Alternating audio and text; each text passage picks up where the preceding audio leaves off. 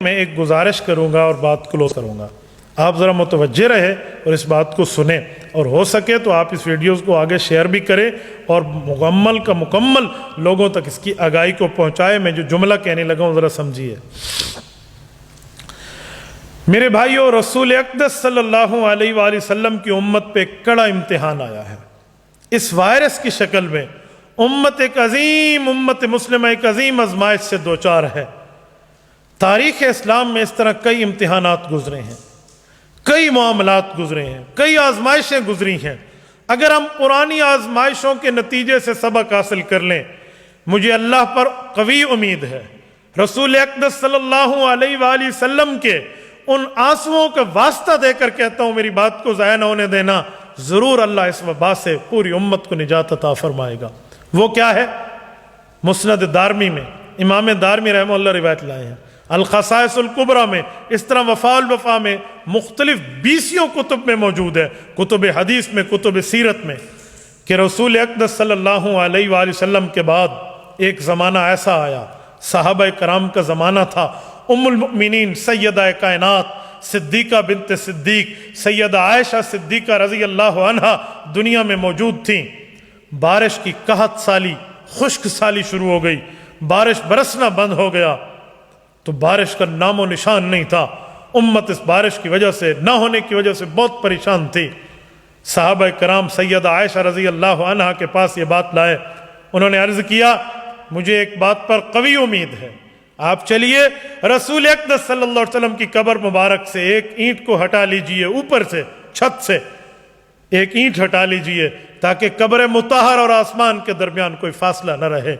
جب قبر مطہر میں اور آسمان کے درمیان کوئی فاصلہ نہیں ہوگا، اللہ کی رحمت برسے گی.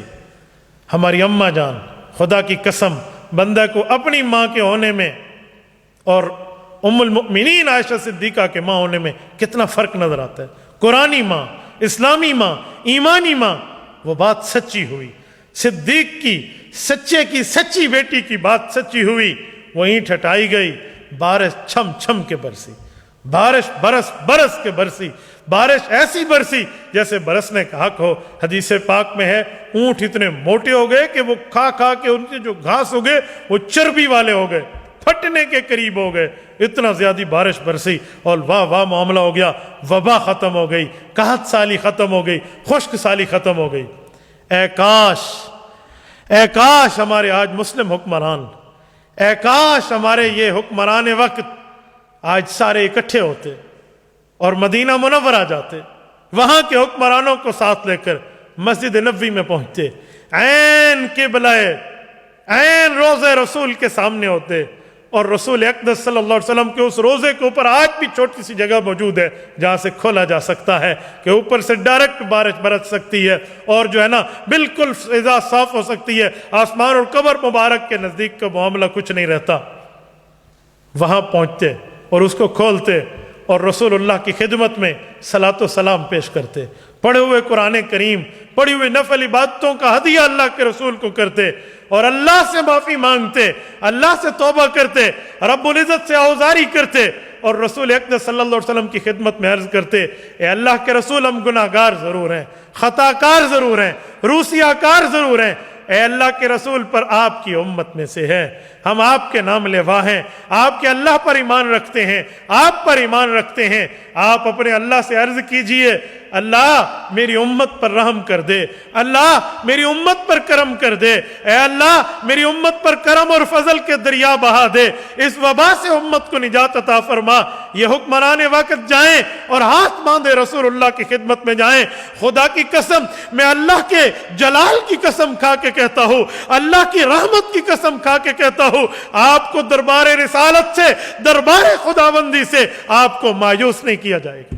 خدا کی قسم مایوس نہیں کیا جائے گا.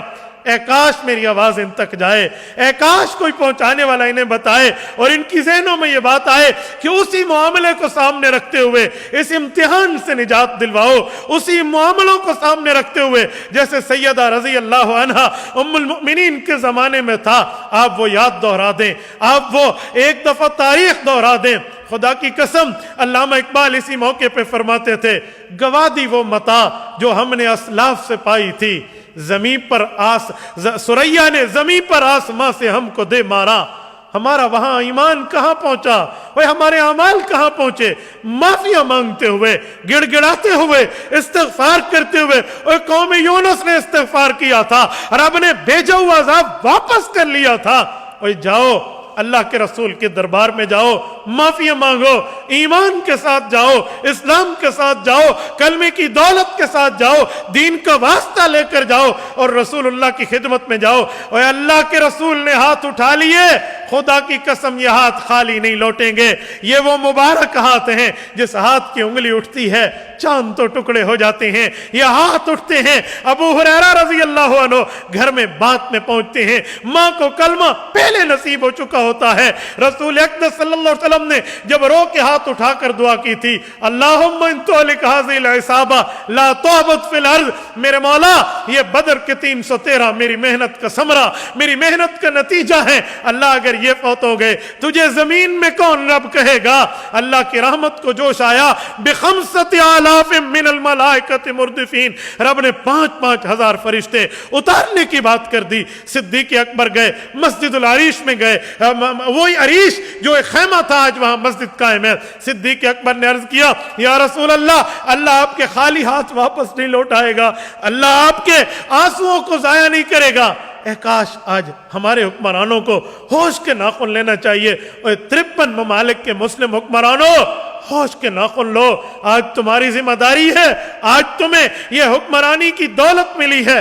جاؤ امر ہو جاؤ گے، جاؤ رسول اقدس صلی اللہ علیہ وسلم کی خدمت میں جاؤ، رب فرشتے بھیج کے ختم کر دے گا. فضائے بدر پیدا کر، فرشتے تیری نصرت کو اتر سکتے ہیں گردوں سے، قطار اندر قطار اب بھی. کاش جتنا میرے سے تھا میں نے پیغام بھجوایا ہے. میں اپنی قوم سے کہوں گا، اپنے دوستوں سے کہوں گا، سننے والوں سے کہوں گا، یہ آپ کے اوپر قرض بھی ہے اور پہنچانا آپ پہ فرض بھی ہے اخلاقی. یہ پہنچائیں ان تک، کاش ان کو ہوش آ جائے اور اللہ رب العزت اس معاملے کو رسول اللہ کی دعا کی خاطر بدل دیں.